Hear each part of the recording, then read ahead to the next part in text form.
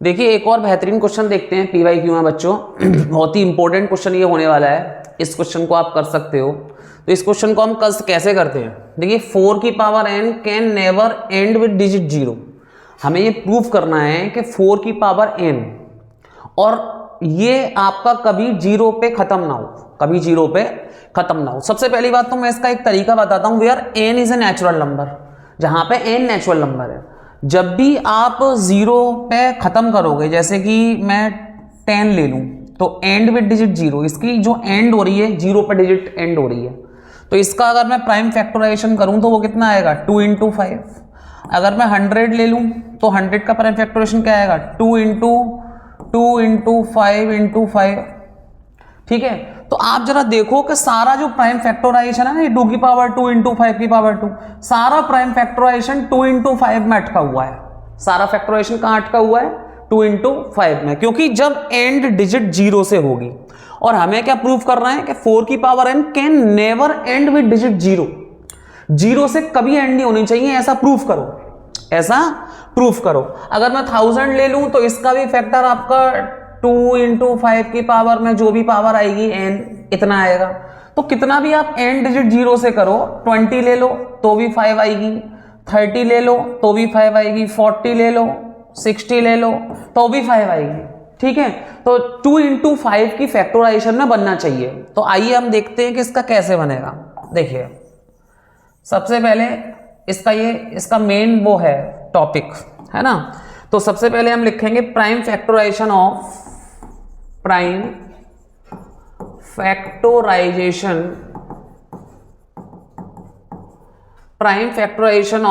4 की power n। 4 की power n का अगर मैं प्राइम फैक्टराइजेशन करूं बच्चों, ठीक है, 4 की पावर n का अगर मैं प्राइम फैक्टराइजेशन करूं तो कितना होगा, आप लोग बहुत अच्छे से जानते हो, 2 × 2 इसकी पावर n और ज्यादा से ज्यादा 2 पे स्क्वायर की पावर n, ऐसे लिख सकते हो।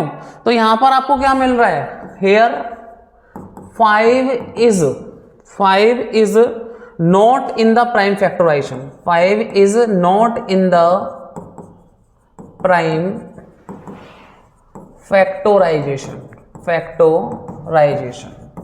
अब देखिए यहां से आप चेक करिएगा कि जब मैंने 4 की पावर n का फैक्टर किया, प्राइम फैक्टर किया, तो 2 की पावर n आ रहा है, लेकिन 5 नहीं आ रहा इसमें। तो 5 इसमें नहीं आ रहा, 5 is not in the prime factorisation. जब 5 आ ही नहीं रहा है तो डिजिट 0 से एंड होगी नहीं कभी। ठीक है, यही हमें प्रूफ करना है, यही हमें क्या प्रूफ करना है कि डिजिट कभी 0 से एंड नहीं होगी। प्राइम फैक्टराइजेशन ऑफ 4 की पावर n, तो ये 4 की पावर n का प्राइम फैक्टराइजेशन नहीं आ रहा 5, तो डिजिट कभी 0 से एंड नहीं होगी।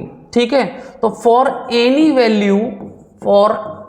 वैल्यू ऑफ n, कोई भी n की वैल्यू के लिए 4 की power n will not divisible by 5,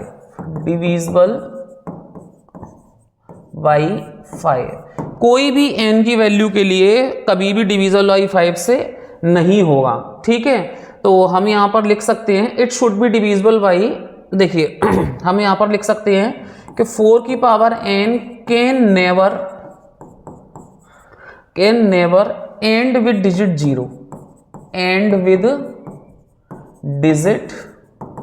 0, तो 4 की power n can never and with digit 0। तो इतना आप कर सकते हो बच्चों, फॉर एनी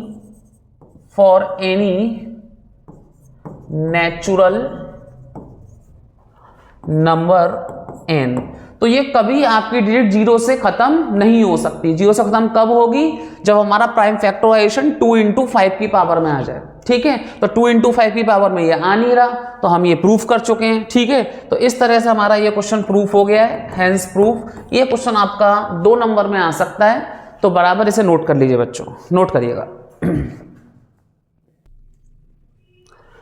एक और बेहतरीन क्वेश्चन देखते हैं, 1 नंबर में आने लायक ये क्वेश्चन है रियल नंबर से। देखिए बहुत ही अच्छा क्वेश्चन है, प्यारा क्वेश्चन है कि आपको गिवन क्या है, गिवन देखेंगे a की वैल्यू x³ y² है और b की वैल्यू क्या है बच्चों xy³ है। ठीक है, तो हमें इसका एलसीएम निकालना है। क्या निकालना है, एलसीएम। तो LCM A comma B, LCM A comma B का क्या होगा कि highest power of A and highest power of B, ठीक है ना। तो हम यहां पर ग्रेटेस्ट पावर लेंगे या हाईएस्ट पावर लेंगे, तो ग्रेटेस्ट पावर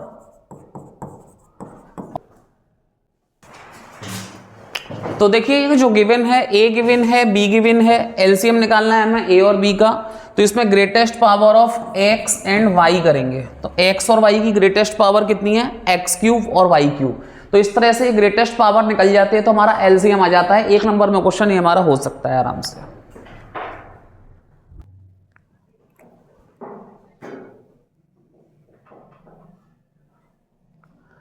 देखिए एक और बेहतरीन क्वेश्चन, ये लीनियर इक्वेशन का क्वेश्चन है, ठीक है, पेयर ऑफ लीनियर इक्वेशन का। अच्छा क्वेश्चन है, एनसीईआरटी लेवल क्वेश्चन है, देखिएगा एनसीईआरटी क्वेश्चन है ये। Meena went to bank to withdraw ₹2000। Meena bank गई है विड्रॉ करने, 2000 रुपए को विड्रॉ करने, 2000 रुपए को निकालने। She asked the cashier to give her 50 rupees notes and 100 rupees notes only. उसने कैशियर से बोला है कि मेरे को 50 रुपए का नोट और 100 रुपए का नोट दीजिए, ठीक है। अब Meena got 25 notes in all, तो मीना को जो टोटल नोट्स मिलते हैं वो 25 मिलते हैं। अब 25 नोट्स जो टोटल मिलते हैं, टोटल मिलके 2000 रुपए हो जाते हैं, क्योंकि 2000 रुपए निकालने गई थी मीना। तो आपको क्या पता करना है बच्चों इसमें कि find how many notes of ₹50, 50 rupees के कितने नोट्स हैं, और हाउ मेनी रुपीज ऑफ ₹100, तो 100 रुपीज के कितने नोट्स हैं उसे मिले, सी रिसीव्ड, उतने उसे मिले।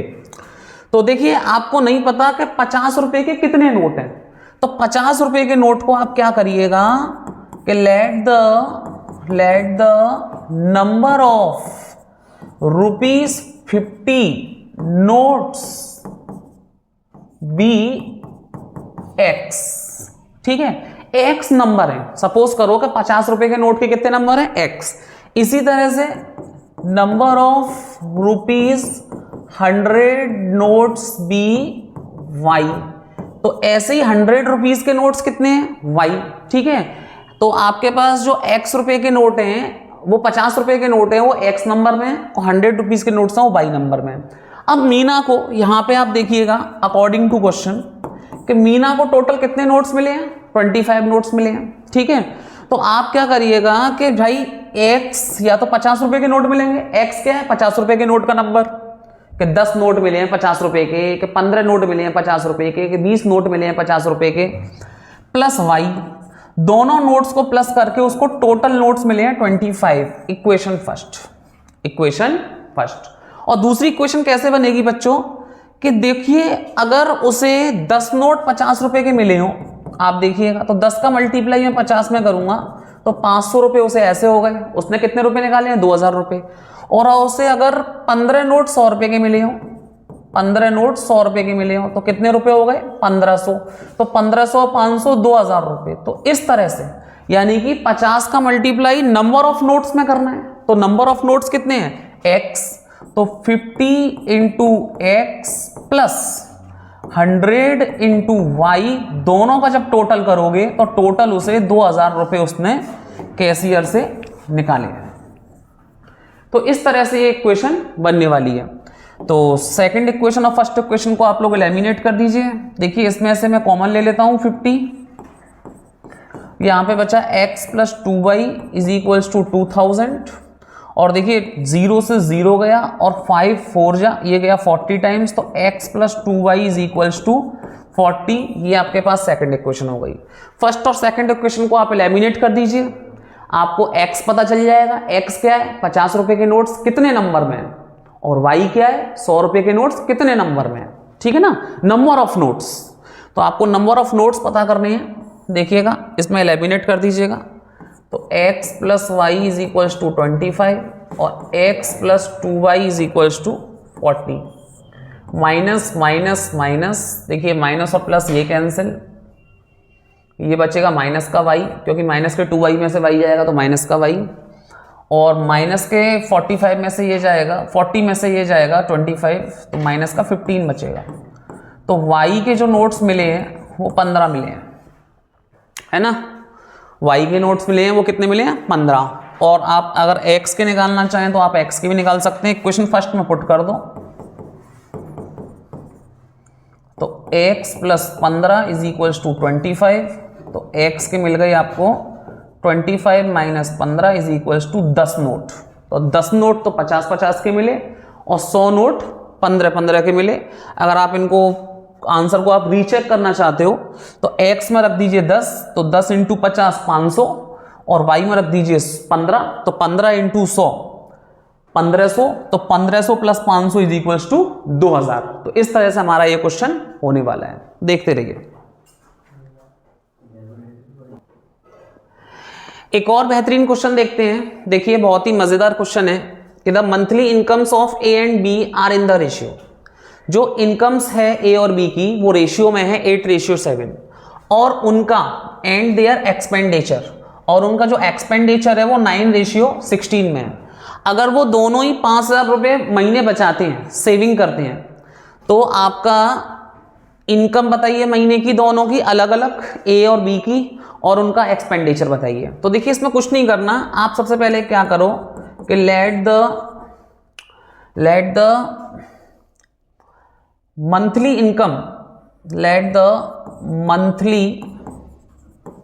इनकम आप दोनों की ले लीजिए 8x और 7x। दोनों की जो मंथली इनकम है वो एक ही monthly income of let the monthly income of A and B, A और बी दोनों का रेशियो आप ले लीजिए 8x और 7x, और यहां पर आप ले लीजिए let the monthly expenditure be, monthly expenditure of A and B आप ले लीजिए कितना रेशियो है, 19:16 है, तो 19y और 16y y में ले लीजिए। ठीक है, तो एक्सपेंडिचर का रेशियो तो हमने y में ले लिया और इनकम का हमने x में ले लिया, दोनों का, a का 8x और b का 7x इनकम, और a का एक्सपेंडिचर 19y और b का एक्सपेंडिचर 16y। तो सबसे सिंपल एक आपको एक ही कॉन्सेप्ट लगाना है। कौन सा लगाना है आप लोग बहुत अच्छे से जानते हो। यहां पर आप लिख लीजिए अकॉर्डिंग टू क्वेश्चन कि income minus expenditure is equals to saving. यही तो होता है, ठीक है, यही तो होता है कि आपके पापा ने क्या इनकम की है, कितना खर्चा आपका हट गया और कितने रुपए बचे। तो ये कॉन्सेप्ट आपको लगा के चलना है, ये की कॉन्सेप्ट है। ठीक है, तो सबसे पहले हम ए की बनाते हैं। तो ए की इनकम कितनी है, 8x माइनस ए का एक्सपेंडिचर कितना है, 19y, और इज इक्वल्स टू कितने बचा रहा है, 5000। तो इक्वेशन हो गई फर्स्ट। इक्वेशन कौन सी हो गई, फर्स्ट। अब बी की इनकम देखते हैं। बी की इनकम कितनी है, 7x, और एक्सपेंडिचर कितना है बी का, 16y, वो कितने बचा रहा है, वो भी 5000 बचा रहा है। तो ये हो गई इक्वेशन सेकंड। ठीक है, अब ये इक्वेशन फर्स्ट और सेकंड हो गई। तो देखो इसे हम कैसे करने वाले हैं, देखिएगा कि फर्स्ट और सेकंड इक्वेशन में आप लोग एक बार इसे प्लस करिएगा, एक बार इसे माइनस कर दीजिएगा, या फिर आप इसे एलिमिनेट करना चाहो तो एलिमिनेट देखिए कैसे कर सकते हैं। तो देखिए यहां पर हम इसे बैलेंस कर सकते हैं। हमारे पास इक्वेशन फर्स्ट और इक्वेशन सेकंड मिल चुकी है, तो हम इसे बैलेंस करेंगे। तो देखिए फर्स्ट वाली इक्वेशन में मल्टीप्लाई बाई, यहां पर आप मल्टीप्लाई बाई 7, इसका 7 से मल्टीप्लाई कर दीजिए, यानी कि इसका फर्स्ट टर्म बैलेंस हो जाएगा। और सेकंड इक्वेशन में आप मल्टीप्लाई बाई 8, इसका 8 से मल्टीप्लाई कर दीजिए। तो देखिए फर्स्ट इक्वेशन में 7 से मल्टीप्लाई करता हूं तो 7 8 जा 56x, 7 का आप 19 से करते हो तो 133y, और 7 5 जा 35,000। तो ये हमारे पास इस तरह से थर्ड इक्वेशन मिल गई। और इसी तरह से अगर मैं 8 का मल्टीप्लाई सेकंड में करता हूं तो 8 7 जा 56x, देखिए बैलेंस हो गया, 56x और 56x बैलेंस हो गया एलिमिनेट करने के लिए। और 16 का 8 में मल्टीप्लाई करता हूं तो 16 8 जा 128y, और 8 का 5 में 8 5 जा 40, तो 40,000। तो ये आपकी इक्वेशन 4 हो गई। अब इसको आप एलिमिनेट कर दीजिए, ठीक है। तो ये आएगा माइनस, यहाँ प्लस और यहाँ माइनस। तो देखिए 56x से 56x कैंसिल, 128 में से माइनस का 133 गया, कितना बचा? माइनस का 5 बाई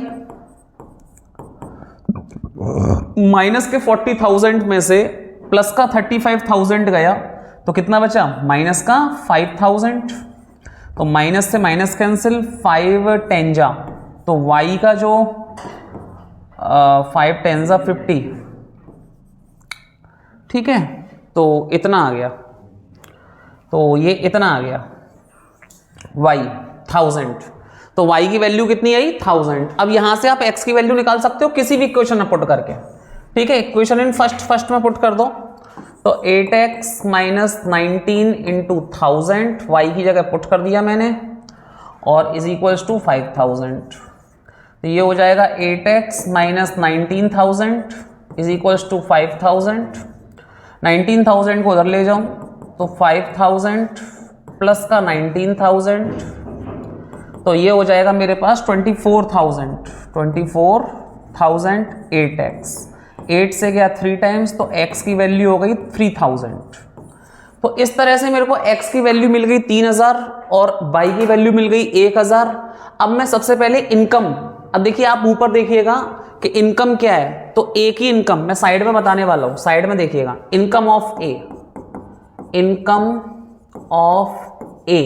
तो a की इनकम क्या है? 8x, तो 8 मल्टीप्लाई 3000, क्योंकि x की वैल्यू कितनी है? 3000, तो 8 की इनकम हो गई 24,000, ठीक है। और income of b, income of b, तो b की इनकम आप कैसे बताओगे? 7x है, तो 7 इंटू 3000, x की वैल्यू 3000, तो b की इनकम हो गई 21,000, ठीक है। तो दोनों की इनकम हमने निकाल दी। a की इनकम कितनी निकाली? 24,000। b की इनकम कितनी निकाली हमने? 21,000। अब दोनों का खर्चा, तो हम खर्चा भी निकाल देते हैं। देखिए, तो एक्सपेंडिचर यहां पर लिखिए, एक्सपेंडिचर ऑफ ए का एक्सपेंडिचर कितना है? 19y, तो y की वैल्यू कितनी है? 1000, 19,000, ठीक है। तो खर्चा ए का कितना हुआ? 19,000। और एक्सपेंडिचर ऑफ बी निकाल दो आप, एक्सपेंडिचर ऑफ बी, तो बी का जो खर्चा निकालोगे वो कितना है? 16y, तो y की वैल्यू 1000। तो देखिएगा इस तरह से हमने एक्सपेंडिचर निकाल दिया 16,000। तो ए का इनकम कितनी थी? 24,000, और ए का खर्चा कितना था? 19,000। तो 24,000 में से 19,000 गए, ए ने बचा लिए 5,000, ठीक है। इस तरह से बी की इनकम कितनी थी? 21,000, और बी का खर्चा कितना था? 16,000। 21,000 में से 16,000 गए, तो बी ने बचा लिए 5,000। इस तरह से हम ये क्वेश्चन करने वाले हैं। नेक्स्ट क्वेश्चन के लिए बने रहिए बच्चों।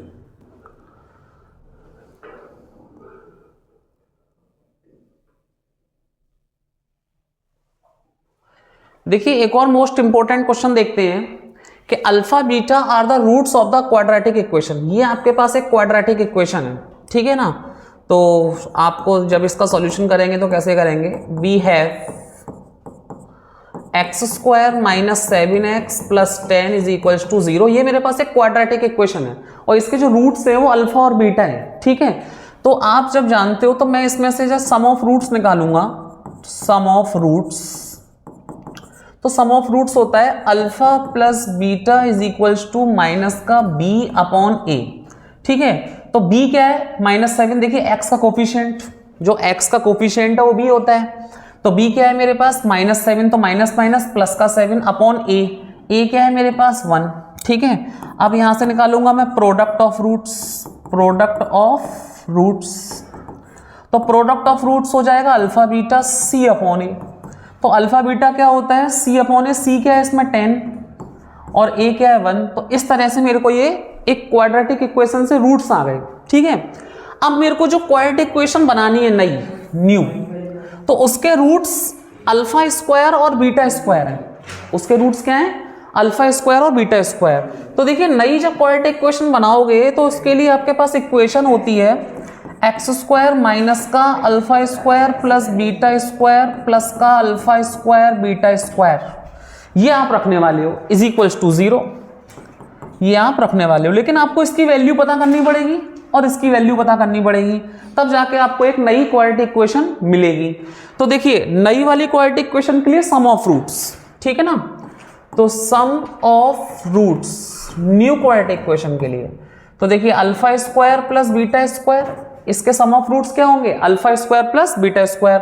तो देखिए इसका लिए फॉर्मूला होता है alpha square plus beta square का, ये फॉर्मूला निकलता कहां से है, ये फॉर्मूला मैं आपको बता दूं कहां से निकलता है बेटा, a प्लस बी का होल स्क्वायर होता है, तो वो होता है a square plus B square plus का 2ab, ठीक है, अल्फा प्लस बीटा कह लो।